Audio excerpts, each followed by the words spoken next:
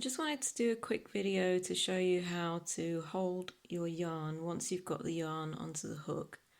So this side is called the end, and this side is called your working yarn. So if we didn't hold them, it'd be really difficult to do anything. So we need to hold it in a specific way so that we keep the tension when we're working our stitches. So I just wanted to show you how I hold mine.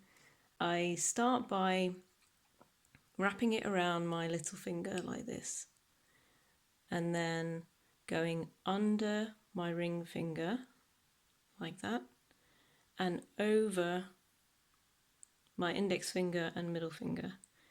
What this means is that I can hold my work with my index finger and my thumb like this. My middle finger creates space for me to yarn over,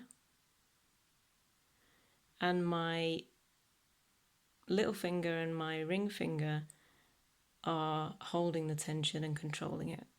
So if I want less tension, I can let go, or if I want more, then I can squeeze the yarn like this. So I'll do that again. So wrap round the little finger, under the ring finger, over the next two fingers, and hold your work with your thumb and index finger like that. And that's it. Head to the next video to find out how to do a foundation chain.